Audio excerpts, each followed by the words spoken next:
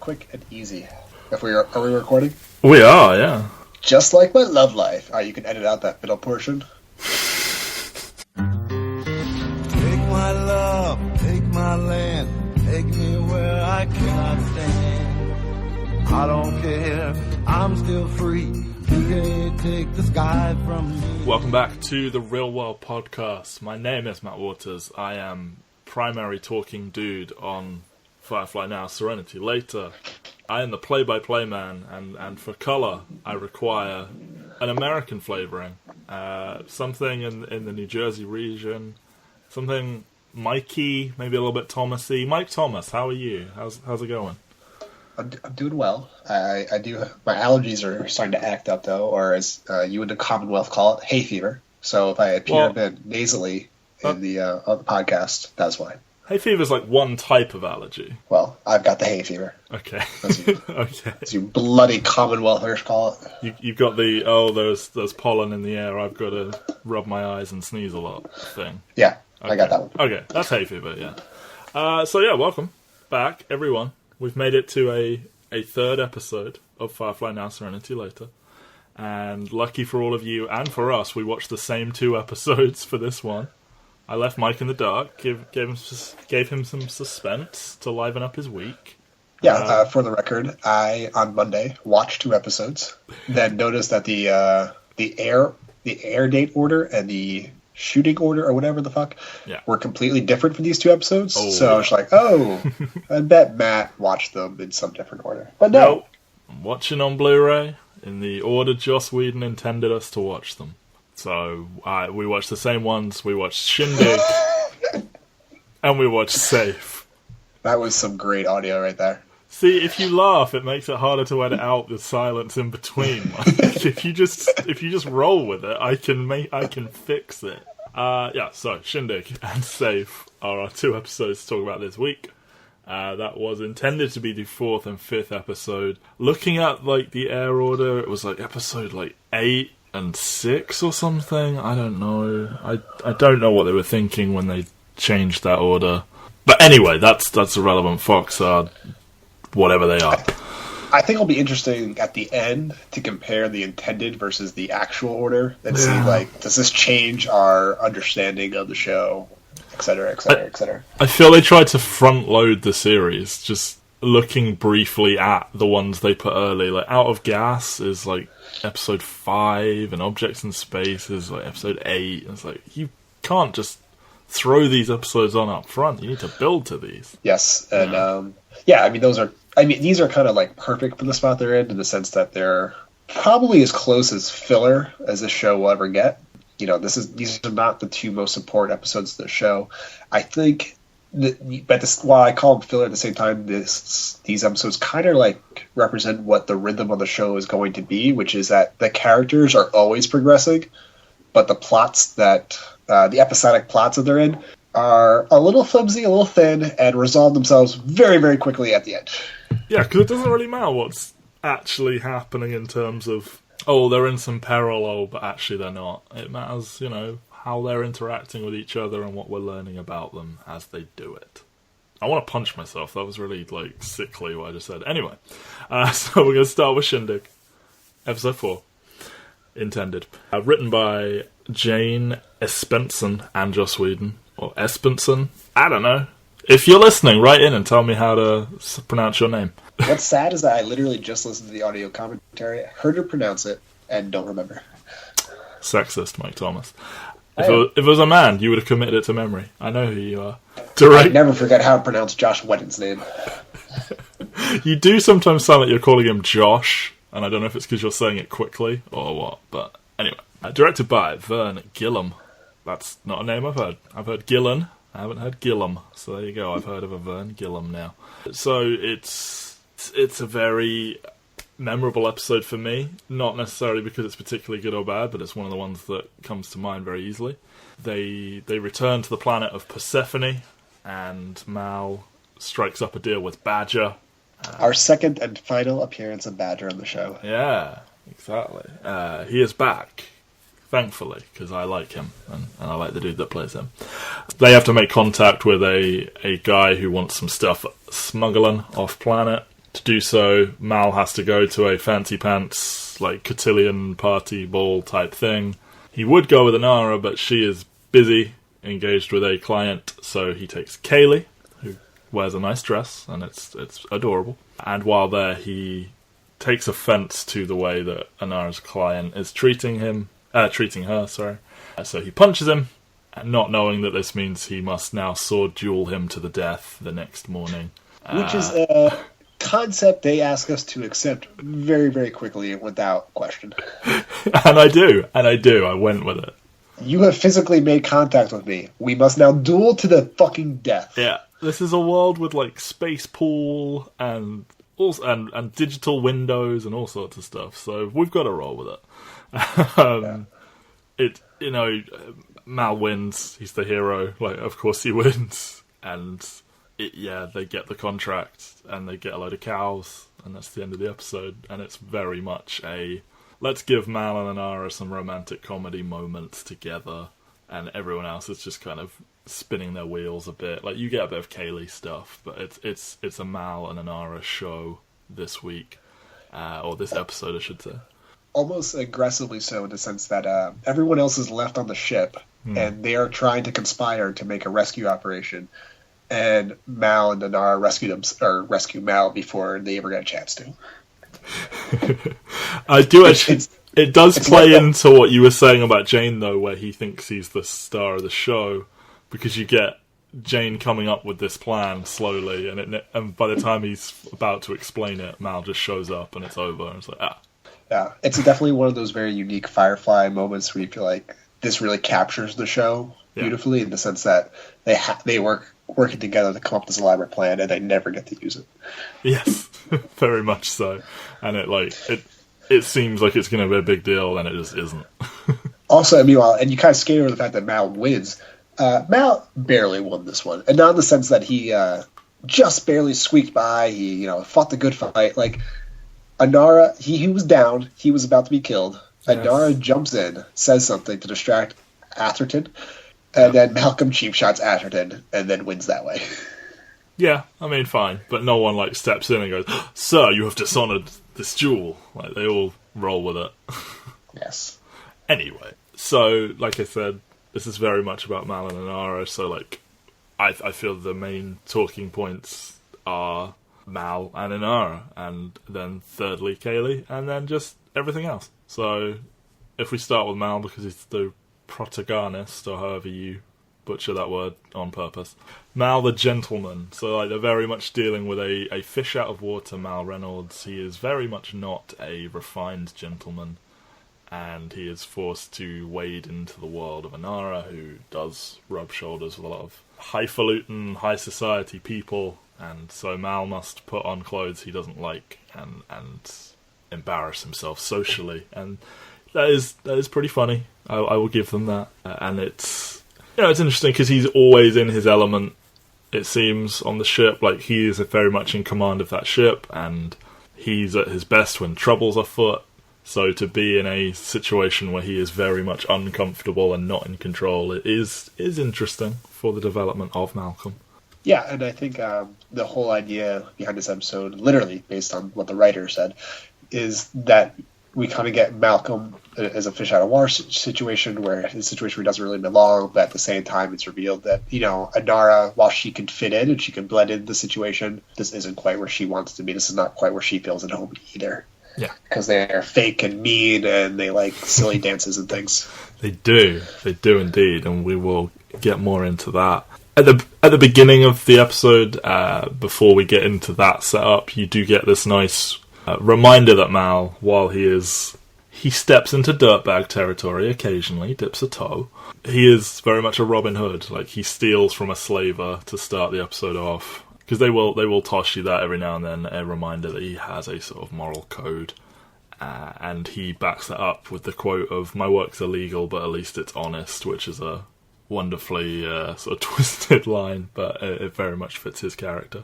I think it's very interesting, his sort of desire to defend Inara's honor superseding his natural instincts about, like, she says how when he gets into the situation, he says, "Oh, I don't run away. And she's like, you always run away, or whatever. It's just a funny little moment where he's sort of gotten himself stubbornly caught up in this almost unnecessary thing, because she says you didn't need to defend me or anything. It's just, because he's a man of such stubborn principles at times, and to see him go against those, I think, was very interesting, that he got very caught up in being the White Knight for a minute. Yeah, I mean, it was kind of a classic case of a man defending a woman who was not asking to be defended in this particular situation. Yeah. And then making the situation a million times worse due to his own actions. And then is only saved at the end by the woman, who is then, continued to relegate to supporting character on the show. But, Yes. Joss Whedon is a feminist. I do think while that is happening in this episode, I don't think they do it. They don't really romanticize Malcolm while doing so. I think they kind of like, what is wrong with you? And that's kind of like you do not need to be doing this at all. Yeah. He's also like a complete, not douche is so much the word, but just like doofus. After he punches the guy, like you see him practicing like using a sword by himself. He's completely incompetent fool. And then he has one of the most biggest douche chills moments ever during the fight, where he gets a lucky shot in on Atherton, who's kind of letting him think he's going to be competitive. Yeah. And then he says, better be careful of yourself, Ath. I hear these things are sharp. And, it's such a beautiful, it's so perfectly encapsulates the stupidity of Malcolm Reynolds. This whole episode's really about like Malcolm Reynolds thinks he is, much like Jade, he thinks he's the hero in a different story than the story that's being told. And, he hasn't really recognized his place in this new world or in this story yet fully. And he's a bit of a dunderhead as a result. A little bit, yes. And he very much offends Kaylee at the start because he's all wound up about things with Anara, and they keep talking about Anara and all her finery and everything, and he's getting visibly sort of annoyed, and then he lashes out at Kaylee, and then he realizes what he's done and tries to make it right. And he is a very flawed man, and I don't think anyone would argue that point. No, in fact, I think it's a really human portrayal of a man who thinks he's probably a little bit better than he is, still is trying to do the right thing, but fucks up a lot, which is frankly probably 75, 85% of men. Yeah. So, and then there's like 1% who are actually as good as they think they are. And then, like, there's the true scum of the universe. But, like, that's so, me, baby. That's me. Yes. Malcolm is truly your everyman hero in every sense of the word. He is. And you get a lot of characters where they try and force a dynamic a bit like this, where it's like, oh, I'm not a good man, but it's like they very clearly are trying to artificially create something. I think it is a very honest portrayal of a person. He's never framed in a way that he is always right. Like, no.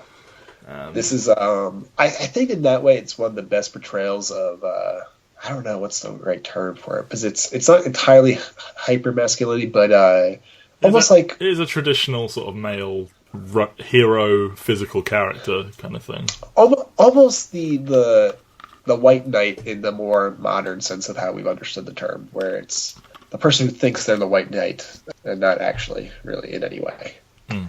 We also get his most overt sort of plea to Anara. Certainly so far, I don't have a perfect working memory of the show, but it's about as overt as I remember him getting when he asks her straight up not to leave, because she is offered by her scummy client to be his personal private companion and stay with him on Persephone.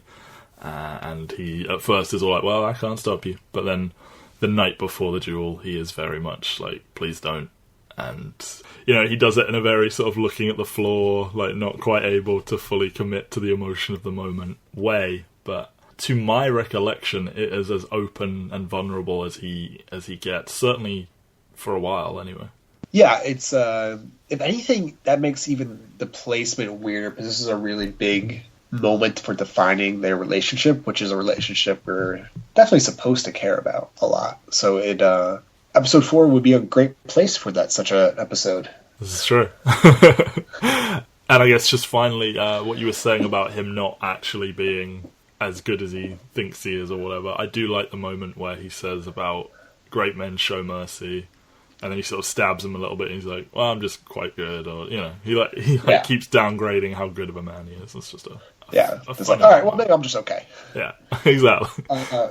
And I think that really gets to what you're saying, is that this is really just like an honest portrayal of like a very flawed man. Yes, and I honestly don't think he would ever stand up and be like, I'm a pretty good dude.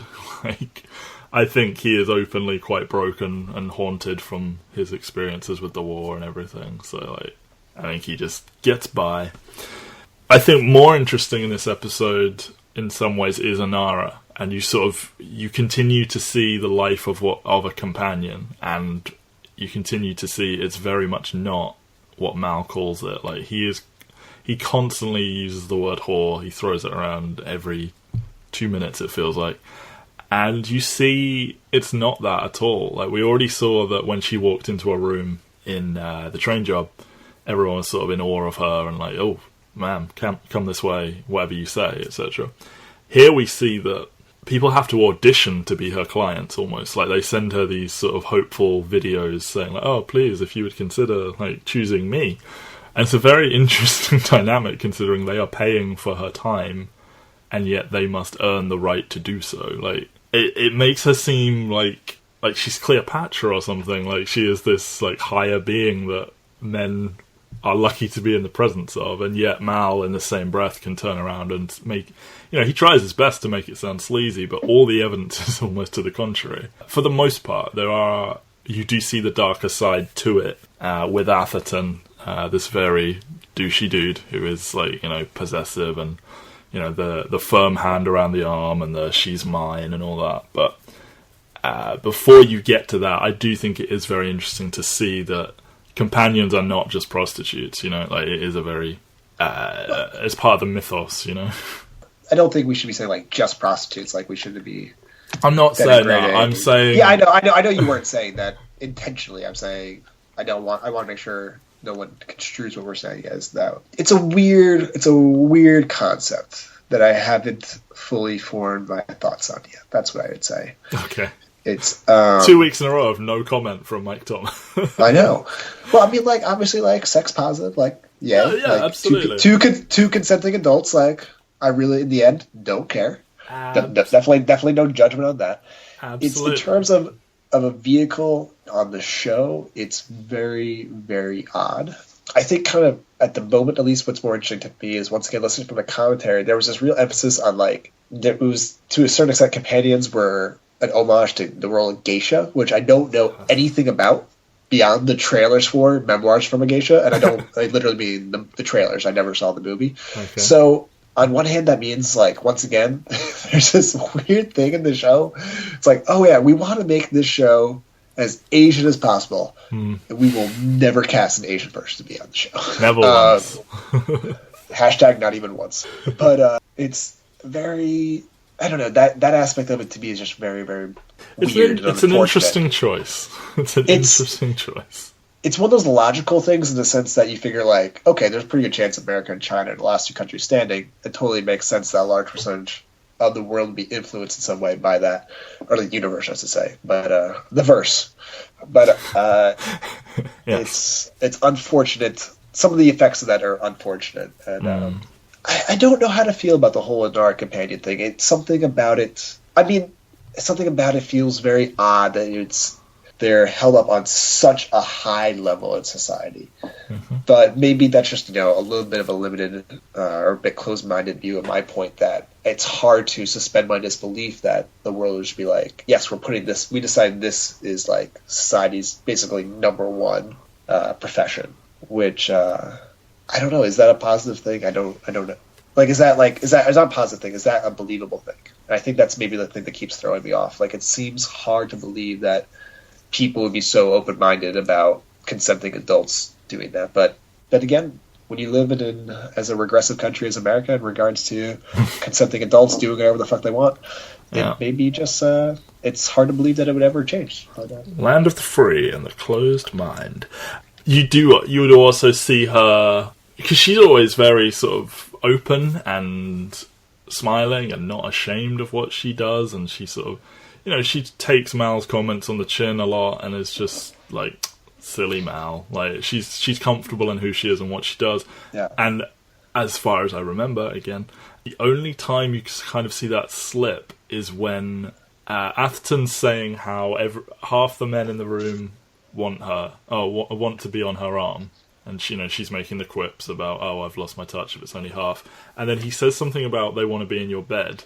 And she looks very visibly uncomfortable because he's being extremely forward. And, like, he's kind of degrading her a bit. And that is kind of interesting because, again, it sort of ties into the conflicting...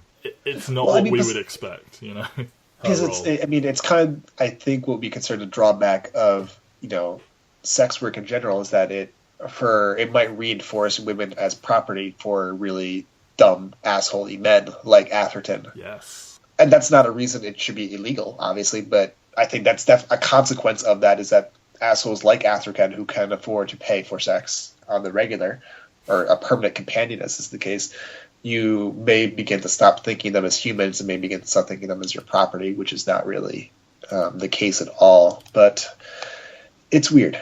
It's weird. It doesn't feel like you and I are fully qualified to talk about it. No, other than saying it's weird. That's fair. It is weird. And this is, I think this is the most front and center she is in an episode. So if we're ever going to talk about it, it's probably this one. There's one more, I think, where it will come up a lot. Okay. And I think, of course, yes. Yeah, I won't get into the whole... okay. That introduces so many more class issues at the same time, so that could possibly be even more interesting in some ways. Yeah. So staying on Inara, but getting off that topic, I'm happy she calls Mal on his bullshit a bit when he's preparing for the duel and sort of that time. Like, she's very upfront with him, and their relationship is very sort of, they have a flirtationship, and Mal kind of does what he wants all the time, and people don't often tell him when he's being in it. Well, people jokingly tell him, but people rarely just sort of like say, hey, like, fucking cut it out, man. And I like that she does that in this episode. Yes. At the same time, he's such a judgmental prick. Yeah. And it does come from a place of jealousy and on inability to express one's emotions, but like, he is such a weirdly possessive, judgmental, jealous prick, and when it comes to Inara at times, it's definitely a very realistic interpretation of what a person like Mal, who developed feelings for someone and then would have an inability to express them, would act like. Definitely just needs to be acknowledged. He's being an asshole. Yes. One wonders if it comes from a place of, like, he obviously wants her. In a way, he feels because of her job he could have her, but that would invalidate his genuine feelings, so he must attack what she does or something like that. But it's almost like the cliche that has been born out to be pretty true, which is that, like, nerds in high school who don't get any grow up to be very angry at women because they think that they owe them something or whatever the fuck.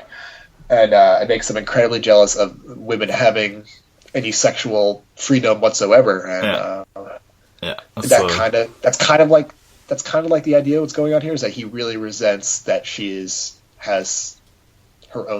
making her own sexual choices that do not involve him in any way. Yes. He's lashing out as a result. Indeed. I don't know if Malcolm is the most believable person to be doing that, since, he's a pretty smooth talker, not an unattractive dude, but regardless, it's definitely an idea that's worth showcasing, because, stop being angry at women for making their own sexual choices, people. Yes. That's the message of the real world. Ultimately, at the end of everything, that's our message. Yes. So if we accidentally said something stupid in the last 20 minutes, just remember that part. Yeah. Because, we're just two dumb, privileged white men. Like, we don't know no better. We're sorry. We'll try real hard. Do you think this episode, like, functions as a metaphor for Malcolm Reynolds' journey in this episode? Are we, like, we're trying to be, like, good, but we're just failing? But we accidentally punched a dude in the face, and now we've got a sword fight. And now we got to, like, I think that's what just happened, but it's okay. We've got to sword fight our way through the episode. Hopefully Ben will forgive us. I would hope so. So I want to talk about Kaylee briefly, because this is a a great Kaylee episode, I think, in an episode that is dominated by Mal and Inara. You know, Kaylee's character is very, like, she is a grease monkey, she is a mechanic, she's an engineer, she is completely fine being covered in grease all day. But she is also very girly, and Jules State talked about that she feels that she is that. She's both. And it's similar to, like, women making sexual choices. Like, she can be a mechanic and still be, like, a girly girl. Like, she doesn't have to be a tomboy just because she's into that. And you see that shine through here, where she, you know, she sees her dress in a window and she wants it, and she wants to be, like, the pretty girl at the dance and feel all fancy. But then, when that happens... At the same time, she's completely the most comfortable when she's talking about, like, ships. Yes. She gets mean girlsed by some horrible young women. And then she just sits and talks about, ships, like you said, and she's, like, in her element and loving it. And, she, you know, she gets some fun lines in there and some nice moments, and, like, when, you know, she calls Mal Captain Tight Pants, which is a quote that lives on forever. And I really like, you know, the final scene, or towards the end, she's, like, skipping down the corridor, and then she just sits there on her bed in her overalls, covered in grease, eating, and just looking at her pretty dress. It's just you know, you want Kaylee to have nice things, and it looked like she was going to have a real rough time of it in this episode, but it ultimately turned out okay for her, so... Yeah, I mean, I think with Kaylee, she is a fairly well-rounded character. She is interested in many things. She is good at many things. Mm-hmm. And this was an episode, not all about that, but in part about that. Yes. So I just want to check off a few, like, quick things that don't really theme together. I do, contrary to belief, attempt to theme our episodes slightly.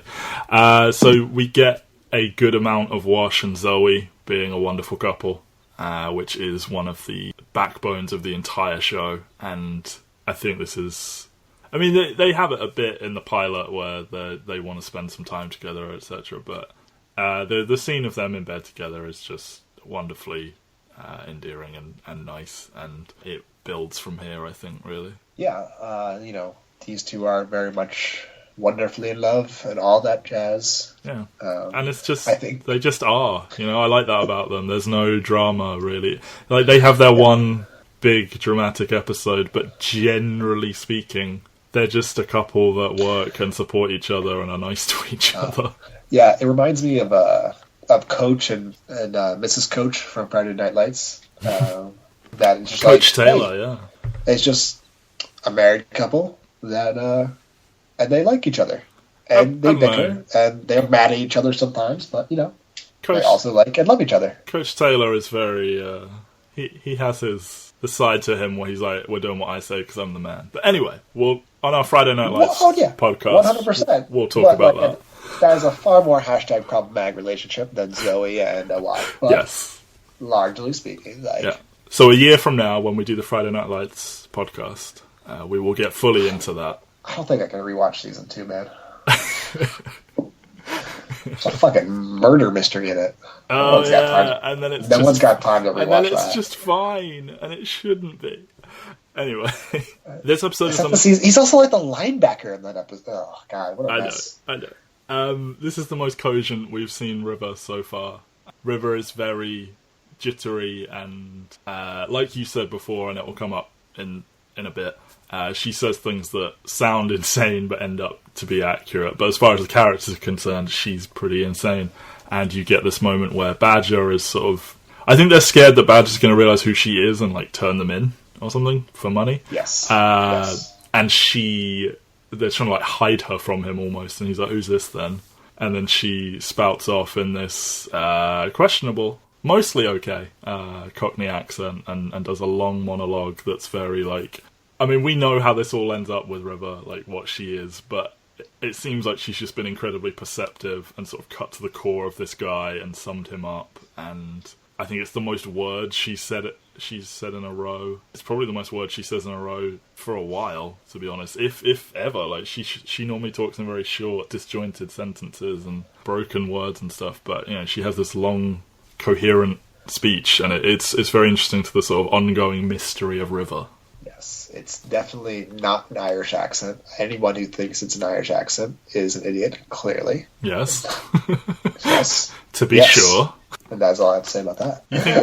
You thought Badger was Irish? He's like a Cockney, like, London geezer. He seemed pretty Irish to me. What can I say? Okay. You have the Irish accent in your country, like... Listen, you Commonwealthers are all the same to me, as far as I'm concerned.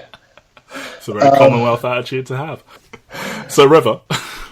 A very charming, funny scene. Yeah. A good, like, diffused attention moment, both in the show and for the show. You know, the whole people on the ship thing are so sidelined in this episode. Mm-hmm. I think the one last thing I'd like to mention is the card game. It's just so wonderful that they're, instead of playing for money, they're playing for chores. That don't have the do, to be more specific. And that's when we get River introduced in this episode as being a little off kilter. She like ruins the game basically. But that game was so fantastic where they're plums are tall. Yeah.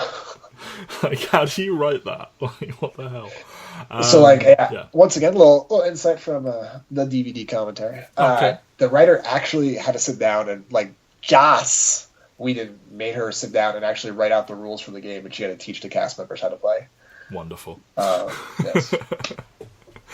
So, yeah, it's a decent enough episode. I'd put it in the top half. Certainly not in the top, like... Really?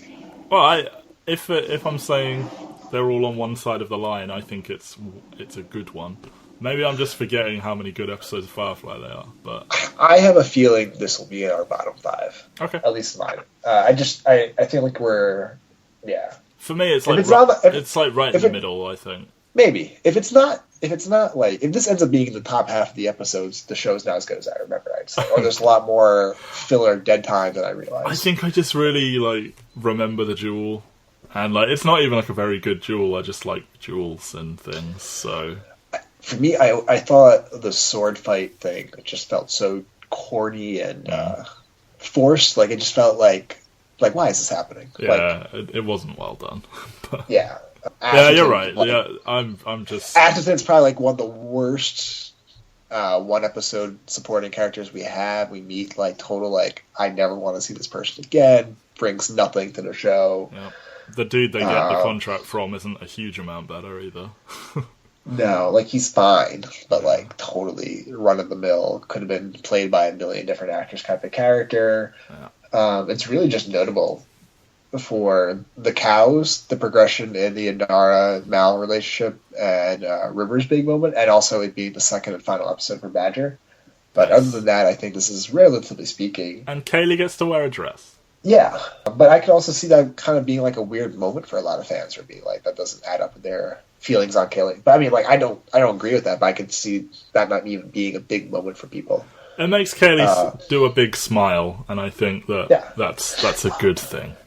I mean, I think providing more shades of all the characters is always a good thing, personally. But I'm saying if I'm trying to break down why this episode would be important to people, I don't even know if that would be one of them. Although I could be completely wrong, obviously.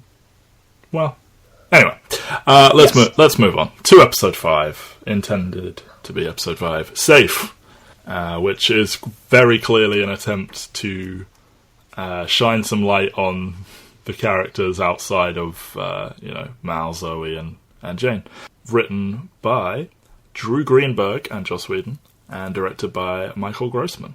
And it's so the cows that they picked up in the episode we just talked about, continuity, people, which is broken if you watch it in the order it aired on TV. They deliver these cows to people who are buying cows, who are criminals. They get in a shootout. I would love to, like, watch this episode first, and then, like, 5 episodes later, like, oh, that's how they got the cows. Yeah. What a great like little moment that would be. It would. Unlike Lost, this show is not afraid to answer the questions. Exactly. Where did the cows come from? Where did those fucking cows come from? So the shady dudes that are buying these cows get in a big shootout with the local law enforcement. Shepherd Book gets shot in the crossfire. You're thinking, that's easily solved. They have a doctor on board. Well, they don't, because Mal basically made him take River and go away for a bit, and while that happened, they got kidnapped. So Mal has to take Book to the nearest medical help, which is an Alliance ship, and they are initially turned down, but Book is like, check my ident card. And then they immediately accommodate them and bend over backwards and let them go scot-free. So we are building the mystery of Shepherd Book. Meanwhile, Simon has become like a hostage doctor, and it seems like everything's gonna... Like, he's like mulling over this might be a nice life for them, but then they think River's a witch, so they try and burn her, and then Mal turns up and saves her, and everyone is happy, and they have dinner together, and it's nice. Yeah, this is very much like the River and Simon episode. Yeah. I think much like how Shindig was about, in a lot of ways, like Nara finally being able to express that Serenity is her home, this was an episode that was kind of like a reminder for Simon. It's like, this is now your home. Yeah. And, I mean, his dad asks him, are you coming home? And my immediate thing I wrote down was, where is Simon's home? Because that seems to be the question they're asking.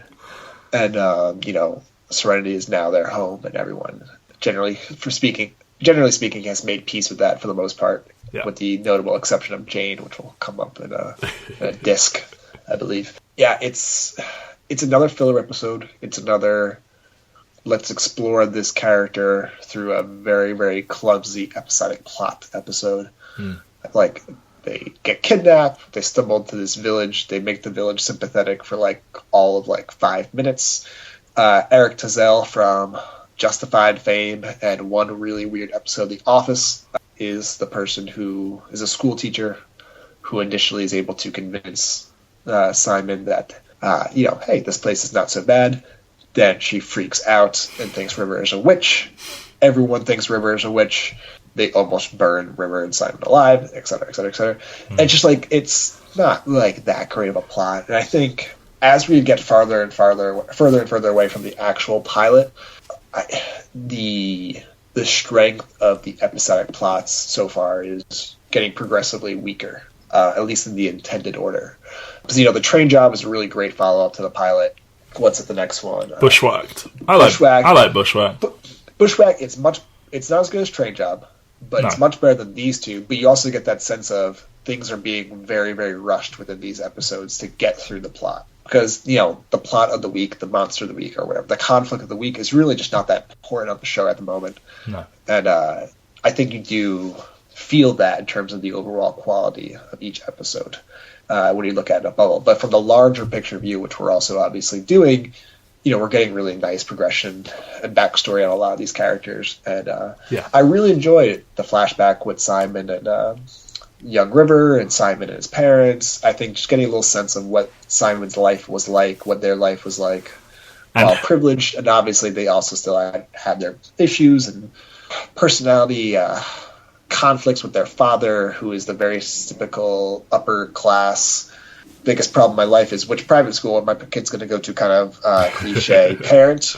And, seeing the skepticism from them about what happened to River, while Simon was the only one who could actually have figured out that something bad was happening to River, kind of felt like weird, like, oh, with these parents, like, okay, like, you let Simon, okay, like, I can believe that, like, Simon would become such a fuck up in terms of life choices that a dad like that would just, like, write him off and let him find his own way or whatever, make his own mistakes. But, like, at this point, are the parents, like, not looking for River? I don't know. Well, was she I thought she wasn't so much taken as sent someone under false pretenses. No, yeah. She was, like, sent to, like, what they thought was, like, this super advanced Alliance high school or whatever. So I thought it was more they just assumed she was fine. Like, yeah, I know, but, like, at this point, like, now both of your children are gone. Like, I don't know, that felt a little, like, I feel like some care at this point. Like, your brilliant son can't be a complete fucking moron. But anyway, once again, it's a rushed episodic plot. I thought that was really well done. That was my favorite part of this episode. And who played young Simon? Who did play young Simon? Zac motherfucking Efron. No way. Yes. I looked at him, I was like, that's Zac Efron. And then I looked it up furiously, and yes, it is indeed Zac Efron playing young Simon Tam. The sound you might hear is Mike Googling that. I refuse to believe this. It's true. That is Zac Efron. This is just like the absolute longest joke possible because there's no way that's actually Zac Efron. It is. It was, 2002? 2? Yeah. Wow. Then High School Musical appeared in 2005? 6? Yeah, so... Yeah, 2006. Yeah. Wow. Yeah. Interesting. It's actually so there's actually 2 guest stars then that I didn't know were actually on the show. Because I recognized Erica Tazell from Justified while I was watching it this time. I didn't notice her before, but interesting. So a little bit more of a loaded cast than the typical Firefly episode. But back to the actual like important stuff, I guess. I agree with you. I do like seeing, because it's sort of flashing back and forward, and the Simon you see in the present is kind of a dick at times, like whether he means to be or not. He's on a one-track mind. Yeah, he is so focused on river, and that's all that really matters. Yeah, and that can be a little. But it's not even that. It's when he's like offending Kaylee by being like pretentious. Yes, she wants to do a nice thing for him and buy him a plate.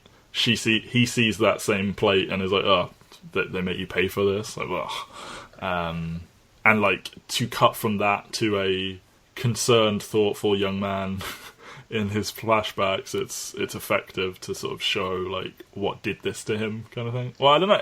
And in a way, it almost rings false because you stop and wonder, when did he have time to become this person? Because it seems like he's all consumed by finding River. I don't know. But it is interesting seeing like him be frustrated and play detective and feeling like his parents have given up on River and also on him.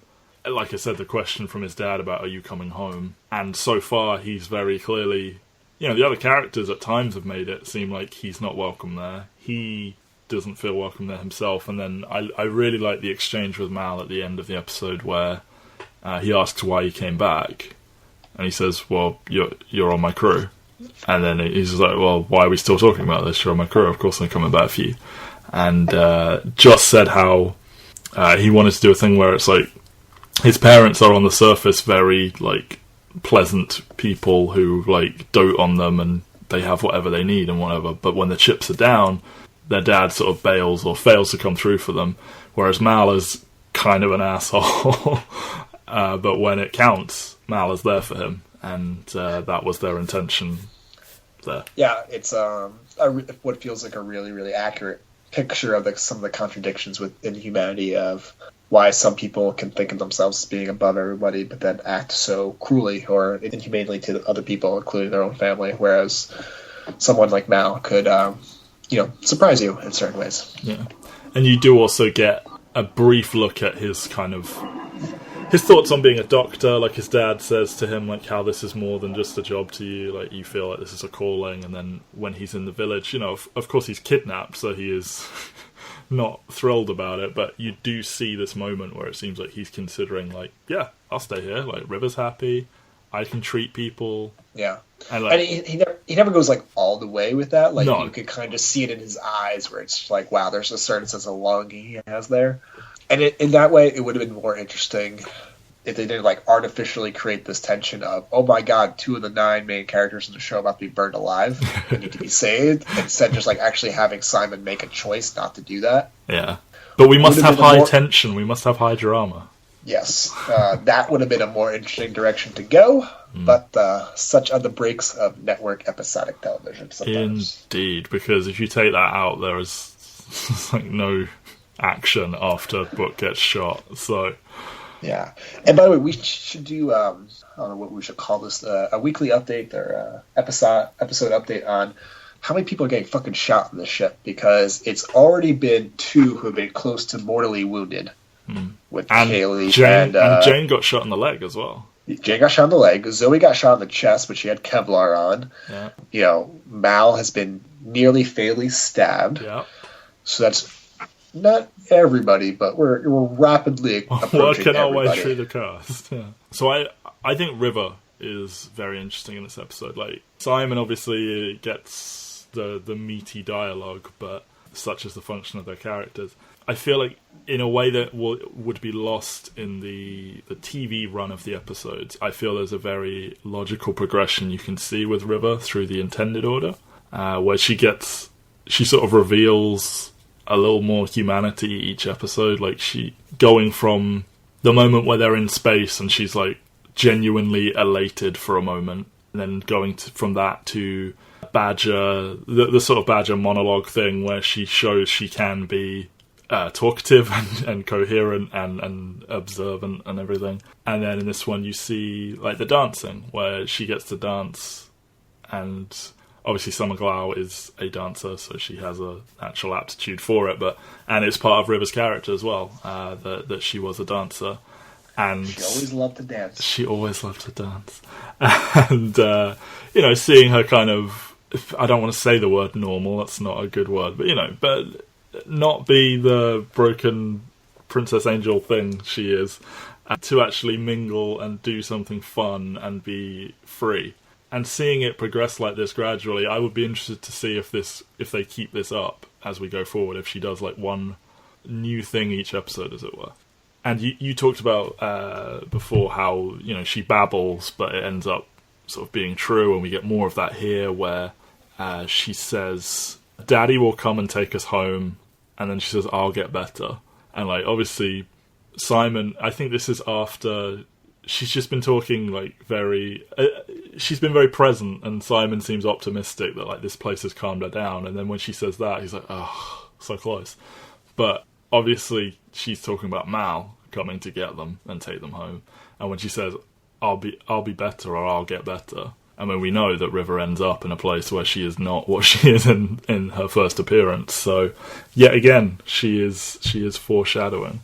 And she does it again when they're about to be burned at the stake. She says, time to go. And it seems like she's saying, this is it for us, we're going to die. But she's predicting the ship is about to appear. So I think if in a world where this show aired in the order it was intended, and you were watching it for the first time, it would be very fun to like start piecing together who River is and everything. Yeah, very much so. Oh, and she also has the very self-aware moment where she, I can't believe I left this out. She acknowledges that she knows that Simon's given everything up for her. And she says how, you think I don't understand, but I do, and I remember too much, and all that sort of stuff. So, yeah, this episode certainly, like, you do start to get a sense of there's more going on in her brain than the other characters treat her as if there is, This is probably the first big episode where you get confirmed that everything she's saying is not random. Indeed. And she senses Book getting shot, or either Book getting shot or Simon about to be grabbed. Either way, she reacts as it's happening, or moments before it happens. So yeah, and then obviously we'd be remiss not to talk about the fact that Shepherd Book, not just a fucking shepherd, clearly. No, not at all. I remember when I was not paying as much attention to this show as I should have been when I watched it, I was like, that's weird. They never addressed that. And now I'm like, well, obviously they're saying that he used to work for the Alliance. Like, surely that is what's implied by an Alliance officer looking at his card and be like, get this man anything he needs. Yeah, and, while I haven't read the Shepherd comic yet, I think based on some comments in passing he makes in the movie, and possibly a few more moments in the show, you get the sense that he was a high-level operative for the Alliance once upon a time, and that kind of gives him a little credit for life in that regard. Yes, he's a war hero, as it were. And he also has that little moment where, Mal's sort of negotiating with the cattle buyers, and he's like, trouble? And it's like, well, what do you care? And it just seems like very, like, his old life is creeping in, where, like, he can't help but be near danger and stuff, in a way.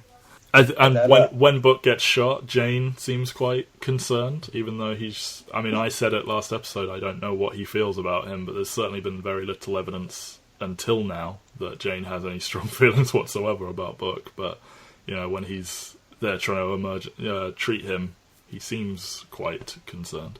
In a way, he is not when Simon leaves, because he goes through all his stuff and starts stealing all his medicine, and then hastily shoves it all back when Simon returns. Speaking of which, pop quiz, do you think Jane can read? Because he opens this diary and, like, makes up his own thing of what's in it. And it's like, yeah, that's funny, but, like, is that also a thing of, like, Jane can't read? Maybe.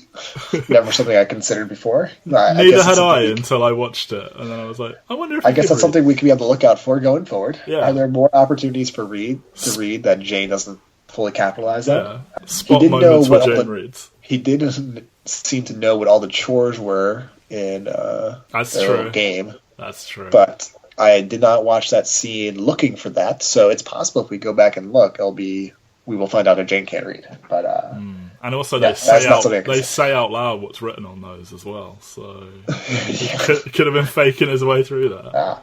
It's a situation where sad little subplot that would end up being. Oh. It's a situation where if I learned he couldn't, I wouldn't be shocked. Wow. But also, like, adult literacy. How can your heart not break over that? I know. Fun fact, I'm looking it up now. This is the lowest rated episode on IMDb.com. It's my least favourite one we've watched so far. It definitely... I'll take this over Shindig. Wow, you do not like Shindig. Yeah, I really don't like Shindig. I don't love Shindig, it's just... Well, I mean, when I say don't like it, I mean just like on the relative scale of if I'm rewatching Firefly, just for fun as opposed to business like we are, there's a decent chance I skip Shindig every time. For the real world brand. Yeah, so we've delivered you more content, people. Be grateful. We do this for you for free. Almost every week, unless Matt's computer does weird stuff and won't upload the episode and it is like 4 days late.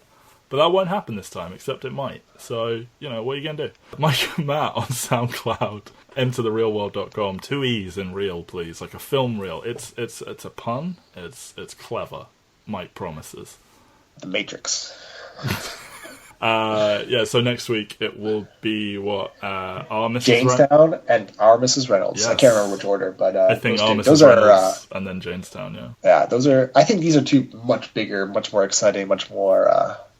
things to talk about kind of episodes. So, and then I think it's fun. Out of Gas and Ariel, which are another two. # no spoilers, but it's okay. I'm trying to enjoy the show as we go, so it's okay, Matt. Keep ruining it for me. I know when they all come. You've seen this. I really don't. Oh, okay. I really don't. No, like I'm genuinely I'm not looking at the DVD covers. I'm not looking at the episode order list, etc., etc., etc. Because I don't want to know. Well, I only know vaguely when a couple of them are. With any luck, you weren't listening to me as usual, so. That will be scrubbed from your brain. One can hope. One can only hope. So, yeah, thank you for listening. Unless I edited all this out because I decided that Matrix joke was real funny in the edit. If not, thanks for listening. Bye, everyone. Take me out to the black. Tell them I ain't coming back. Burn the land and boil the sea. You can't take the sky from me.